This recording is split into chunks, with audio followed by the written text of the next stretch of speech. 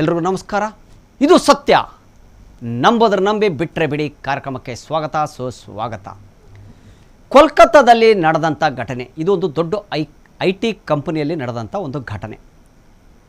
ಕೋಲ್ಕತ್ತಾದಲ್ಲಿ ಒಂದು ಊರಲ್ಲಿ ಐ ಟಿ ಕಂಪ್ನಿ ಇತ್ತು, ದೊಡ್ಡದು, ತುಂಬ ದೂರದಲ್ಲಿತ್ತು. ಅದು ಹಳ್ಳಿ ರೋಡಿಂದ ಸಿಟಿಗೆ ಜಾಯ್ನ್ ಆಗ್ತಾಯಿತ್ತು. ಹಳ್ಳಿ ರೋಡಿಂದ ಒಂದು ಸಿಟಿಗೆ ಹೋಗುವಂಥ ರೋಡು.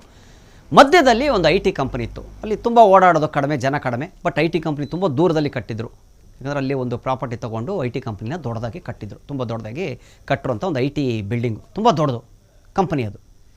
ಸೊ ಬೇರೆ ಊರಿಂದ ಒಬ್ಬನು ಆ ಊರಿಗೆ ಕೆಲಸಕ್ಕಂತ ಬಂದ. ಸೊ ಬಸ್ ಹತ್ತು ಬಂದ, ಇಳ್ದ.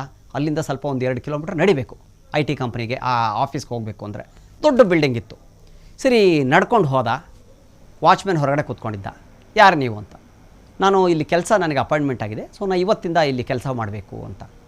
ಓಕೆ, ಹೌದಾ, ಇಲ್ಲಿ ನಿಮ್ಗೆ ಏನಿದೆ, ಪ್ರೂಫ್ ಏನಿದೆ ತೋರಿಸಿ. ಸರ್ ಅವನು ಏನು ಮಾಡ್ದ, ಅಪಾಯಿಂಟ್ಮೆಂಟ್ ಲೆಟ್ರ್ ಎಲ್ಲ ತೋರಿಸ್ದ. ಸರಿ ಆಯ್ತು ಸರ್, ಹೋಗಿ ಆದರೆ ಸಾಯಂಕಾಲ ಬೇಗ ಬಂದುಬಿಡಬೇಕು. ಸಾಯಂಕಾಲ 6 ಗಂಟೆ ಒಳಗಡೆ ನೀವು ಬಂದುಬಿಡ್ಬೇಕು ಆಚೆ. ಎಷ್ಟೇ ಕೆಲಸ ಇದ್ದರೂ ಏನಿದ್ರು 6 ಗಂಟೆ ಒಳಗೆ ಬಂದುಬಿಡಬೇಕು. ಯಾಕಂದರೆ ನಾವು ಕ್ಲೋಸ್ ಮಾಡಿಬಿಡ್ತೀವಿ ಅದನ್ನು. ಯಾಕೆ ಅಂದ. ಇಲ್ಲ, ನೀವು ಹೋಗಿ ಒಳಗಡೆ ಹೋಗಿ, ಈಗ ಇಂಟ್ರ್ಯೂಗೆ ಹೋಗಿ, ಇವತ್ತಿಂದ ನಿಮ್ಗೆ ಅಪಾಯಿಂಟ್ಮೆಂಟ್ ಆಗಿದೆ, ನೀವು ಹೋಗಿ ಅಂತ ಕಳಿಸ್ತಾನೆ. ಸರಿ ಇವನು ಒಳಗಡೆ ಆಫೀಸ್ ಒಳಗಡೆ ಹೋದ. ಸುಮಾರು ಜನ ಇದ್ದರು, ಎಲ್ಲ ಕೂತ್ಕೊಂಡಿದ್ರು, ಎಲ್ಲ ಕೆಲಸ ಮಾಡ್ತಾಯಿದ್ರು. ಬೇಗ ಬೇಗ ಎಲ್ಲ ಕೆಲಸಗಳು ಮಾಡ್ತಾಯಿದ್ರು. ಸೊ ಇವನು ಬಂದಂಥದ್ದು ಒಂದು 12 ಅವರ್ 1 ಗಂಟೆಗೆ ಬಂದು ರೀಚ್ ಆದಂಥ ಒಂದು ಆಫೀಸ್ಗೆ ಲೇಟಾಗಿ ಬಂದಿದ್ದಾನೆ. ಯಾಕಂದರೆ ಊರು ಫಸ್ಟ್ ಟೈಮ್ ಕೆಲಸ, ಎಲ್ಲಿದೆ ಆಫೀಸ್ ಏನು ಅಂತ ಗೊತ್ತಿಲ್ಲ. ಹೀಗಾಗಿ ಒಳಗಡೆ ಹೋದ, ಕೂತ್ಕೊಂಡ.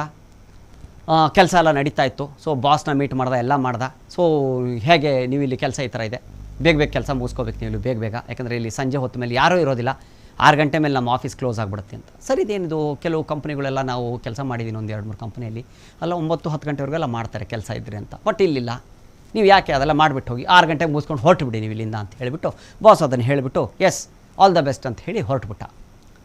ಸೊ ಇದಾದ ತಕ್ಷಣ ಇವನು ಬಂದು ಕೂತ್ಕೊಂಡ, ಎಲ್ಲರ ಹತ್ರ ಮಾತಾಡ್ದ, ಫ್ರೆಂಡ್ಸ್ಗಳ ಹತ್ರ ಎಲ್ಲ ಯಾರು ಫ್ರೆಂಡ್ನ ಮಾಡ್ಕೊಂಡ. ಹಾಯ್, ನನ್ನ ಹೆಸರು ಮಹೇಶ್ ಅಂತ ಹೇಳಿ, ನಾನು ಈ ಥರ ಕೆಲಸಕ್ಕೆ ಬಂದಿದ್ದೀನಿ ಅಂತ ಹೇಳ್ದೆ. ಕೋಲ್ಕತ್ತಾಕ್ಕೆ ಫಸ್ಟ್ ಟೈಮ್ ನಾನು ಬಂದಿರೋದು, ನಾನಿರೋದು ಪುಣೆ ಬಾಂಬೆಯಲ್ಲಿರೋದು, ನಾನು ಇಲ್ಲಿ ಕೆಲಸಕ್ಕೆ ಬಂದಿದ್ದೀನಿ. ಸರಿ ಆಯಿತು, ಎಲ್ಲ ಆಯಿತು, ಕೆಲಸ ಎಲ್ಲ ಮಾಡಿದ್ರು. ಇನ್ನೇನು ಸಂಜೆ ಆಯಿತು, 5 ಗಂಟೆ 5:45 ಆಯಿತು. ಎಲ್ಲ ಟಕ ಟಕ ಟಕ ಕೆಲಸ ಮಾಡಿಬಿಟ್ಟು, ಬೇಗ ಇನ್ನೂ ಕೆಲಸ ಇದೆ, ಮಿಕ್ಕಿದ್ದು ನಾವು ವರ್ಕ್ ಫ್ರಮ್ ಹೋಮ್ ಮಾಡ್ತೀವಿ ಅಂತ ಎಲ್ಲ ತೊಗೊಂಡು ಹೋಗ್ಬಿಟ್ರು. ಲ್ಯಾಪ್ಟಾಪ್ಗಳು ಅವು ಏನಿದೆ ಕೆಲಸಕ್ಕೆ ಜನ ಹೊರಟುಬಿಟ್ರು. ಸೊ ಅಲ್ಲೊಬ್ಬ ಇನ್ನೊಬ್ಬನಿದ್ದ. ಸರ್ ನೀವು ಯಾಕೆ ಯಾರಿಗೆ ವೇಟ್ ಮಾಡ್ತಾಯಿದ್ರಿ, ನೀವು ಹೊರಟುಬಿಡಿ ಅಂತ. ಇಲ್ಲ, ನನ್ನ ಹತ್ರ ನಾವು ಒಂದು ಮೀಡಿಯಮ್ ಕ್ಲಾಸು ಜನ, ನಾವೆಲ್ಲ ಒಂದು ಲೋಕಲ್ ಮಿಡಲ್ ಕ್ಲಾಸು ಜನ ನಾವು. ನಮ್ಮ ಮನೆಯೊಳಗಡೆ ಲೈಟು ಇಲ್ಲ, ಅಲ್ಲಿ ಲೈಟ್ ಇದ್ದರೂ ಸಹ ನನಗೆ ಸ್ಪೇಸ್ ಇಲ್ಲ ಕೂತ್ಕೊಳ್ಳೋಕ್ಕೆ. ನನ್ನ ಹತ್ರ ಲ್ಯಾಪ್ಟಾಪ್ ಇಲ್ಲ, ಏನಿಲ್ಲ ವರ್ಕ್ ಮಾಡೋಕ್ಕೆ, ವರ್ಕ್ ಫ್ರಮ್ ಹೋಮು. ಇಲ್ಲೇ ಮುಗಿಸ್ಕೊಂಡು ನಂದು ಏನಿದೆ ಕೆಲಸ, ನಾನು ಹೊರಡ್ತೀನಿ 6 ಗಂಟೆಗೆ. ಇಲ್ಲ ಬೇಡ ಸರ್, ನೀವು ಹೋಗಬೇಕು ಅಂತ ಹೇಳ್ತಾನೆ ಅಲ್ಲಿರೋನೊಬ್ಬನು. ನಿಮ್ಗೆ ಗೊತ್ತಿಲ್ಲ ಅನ್ಸುತ್ತೆ, ನೀವು ಹೊರಟುಬಿಡಿ ಅಂತಾನೆ. ಇಲ್ಲ ಪರವಾಗಿಲ್ಲ, ನೀವು ಹೊಡಿ, ಪರವಾಗಿಲ್ಲ, ತೊಂದರೆ ಇಲ್ವಾ ಅಂತ ಕೇಳ್ತಾನೆ. ಏನೋ ತೊಂದರೆ ಇಲ್ಲ, ನೀರು ತಿನ್ಬೇಕಾರೆ ಅಂತಾನೆ. ಯಾಕೆ ಹಿಂಗೆ ಹೇಳ್ತಾ ಇದ್ದಾರೆ ಅಂತ ಇವನಿಗೊಂದು ಕನ್ಫ್ಯೂಸು. ಸರಿ ಆಯ್ತು, ಎಲ್ಲ ಕೆಲಸ ಮಾಡಿ ಇವನು ಹೊರಟುಬಿಟ್ಟ. ಕೆಲಸ ಎಲ್ಲ ಮುಗಿಸ್ದ. ವಾಚ್ಮ್ಯಾನು ಅವನು ಇನ್ನೊಬ್ಬನಿಗೆ ಕೇಳ್ದ, ಅವರೆಲ್ಲಿ ಇನ್ನೊಬ್ರು ಹೊಸಬ್ರು ಅಪಾಯಿಂಟ್ಮೆಂಟ್ ಅದಲ್ಲ, ಅವ್ರು ಇಲ್ಲಿ ಕೆಲಸ ಮಾಡ್ತಾಯಿದ್ದಾರಂತ. ಸರ್ ಹೆಂಗೆ ಸರ್ ಮಾಡ್ತಾಯಿದ್ದಾರೆ ಅವರು ಅಂತ ಕೇಳ್ದ. ಅವ್ರಿಗೆ ಗೊತ್ತಿಲ್ಲ ಅನ್ಸುತ್ತೆ, ಬಿಟ್ಟುಬಿಡಿ, ಹೋಗಲಿ, ಏನಾರು ಮಾಡ್ಕೊಳ್ಳಿ, ನಾನು ಹೇಳ್ದೆ ಕೇಳಲಿಲ್ಲ ಅವರು ಅಂತ ಅವನು ಹೊರಟುಬಿಟ್ಟ. ವಾಚ್ಮ್ಯಾನ್ ಇವನಿಗೋಸ್ಕರ ಕಾಯ್ತಾ ಇದ್ದ.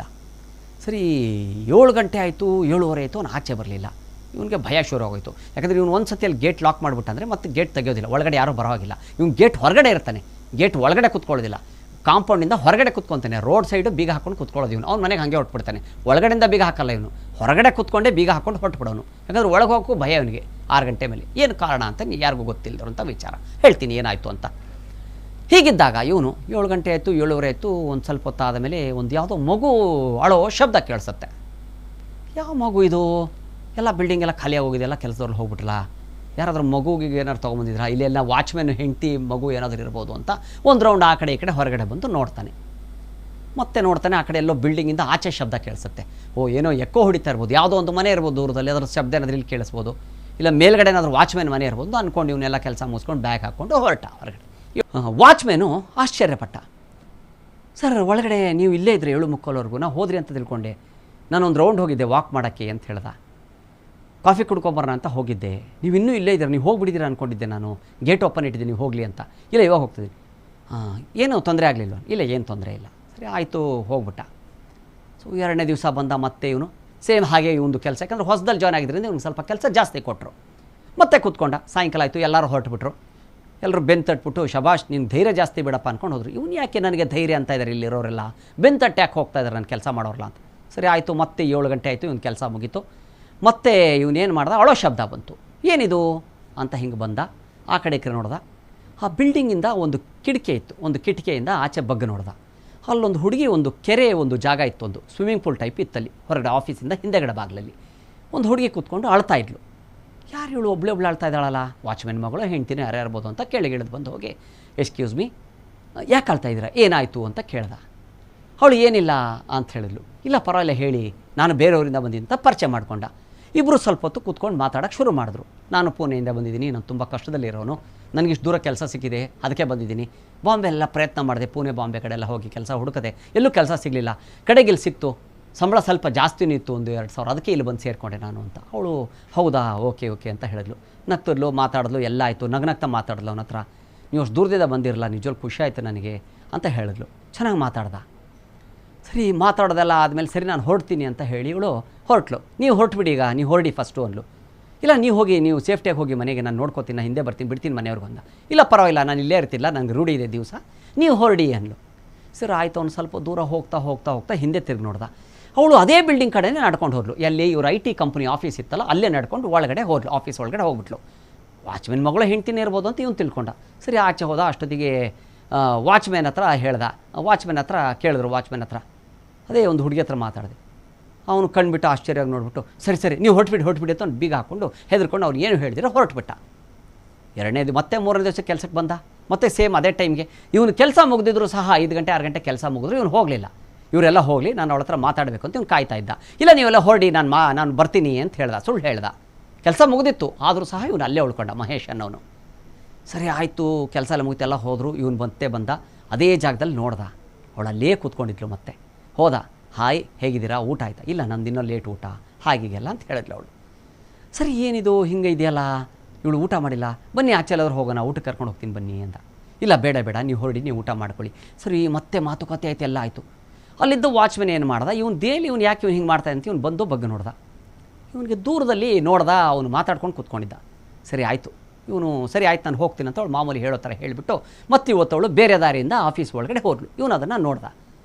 ಏನು ಮಾಡಿದೀಗ ಅಂಥೇಳಿ ಸರಿ ಆಯಿತು ಅಂತ ಹೋದ. ಮತ್ತೆ 4ನೇ ದಿವಸಕ್ಕೆ ಏನು ಕಾಲಿಟ್ಟ, ಮತ್ತೆ ಅದೇ ಥರ ಮತ್ತೆ ಹಾಗೆ ಶುರು ಮಾಡ್ದ. ಲೇಟ್ ಆಗುತ್ತೆ ನನ್ನ ಕೆಲಸದ್ದು, ನೀವೆಲ್ಲ ಹೊರಡಿ ಅಂಥೇಳಿ ನಿಧಾನ ಕೆಲಸ ಮಾಡಿ ಅವರೆಲ್ಲ ಹೋಗಿದ್ದನ್ನು ನೋಡಿಬಿಟ್ಟು ಇವನು ಹೋದ ಅಲ್ಲಿಗೆ. ಎಲ್ಲಿಗೆ? ಆ ಹುಡುಗಿ ಕೂತ್ಕೊಂಡಿರೋ ಜಾಗಕ್ಕೆ ಹೋದ. ಕಾಣಿಸ್ಲಿಲ್ಲ ಅವಳಲ್ಲಿ. ಎಲ್ಲಿ ಹೋದ್ಲು ಅಂತ ನೋಡ್ದ. ಆ ಕಡೆ ಈ ಕಡೆ ತಿರುಗಿ ನೋಡ್ದ, ಎಲ್ಲೂ ಅವಳು ಕೂತ್ಕೊಂಡಿರಲಿಲ್ಲ, ಸ್ವಿಮ್ಮಿಂಗ್ ಪೂಲ್ ಹತ್ರ ಇರಲಿಲ್ಲ ಅವಳು. ಸರಿ ಏನು ಮಾಡೋದು ಅಂತ IT ಕಂಪ್ನಿ ಹತ್ರ ಹಾಗೆ ಮೆಲ್ಲಿಗೆ ನಡ್ಕೊಂಡು ವಾಪಸ್ ಬಂದು ಅಲ್ಲಿ ಅಳೋದೊಂದು ಏನೋ ಶಬ್ದ ಕೇಳಿಸ್ತು.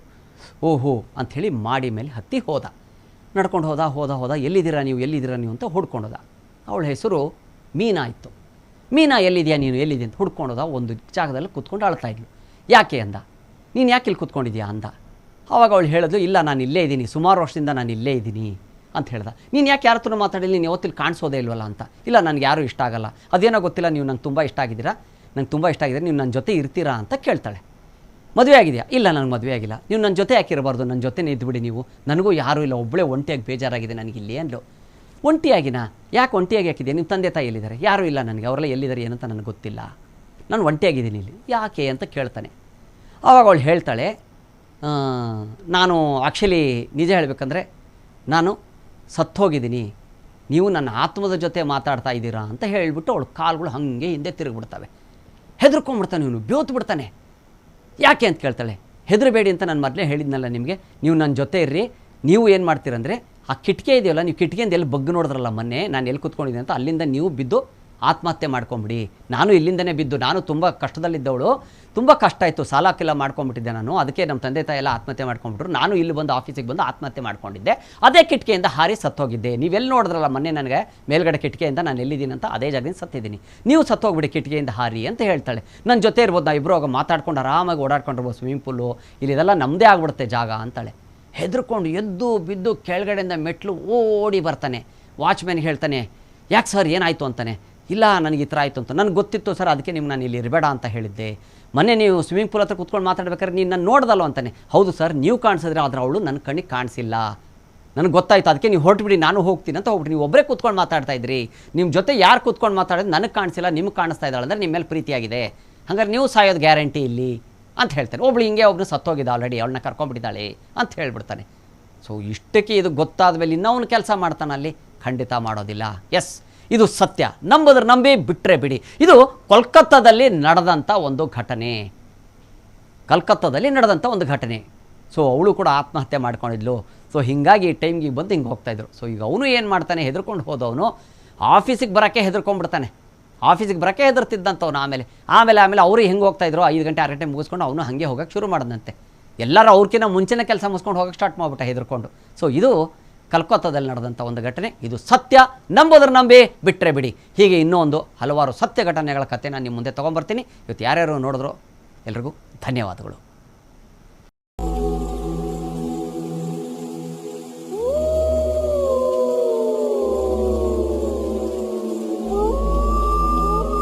ಕ್ಷಣ ಕ್ಷಣದ ಸುದ್ದಿಗಳಿಗಾಗಿ ಫ್ರೀಡಂ ಟಿವಿ ಸಬ್ಸ್ಕ್ರೈಬ್ ಮಾಡಿ, ಲೈಕ್ ಮಾಡಿ ಹಾಗೂ ಫಾಲೋ ಮಾಡಿ.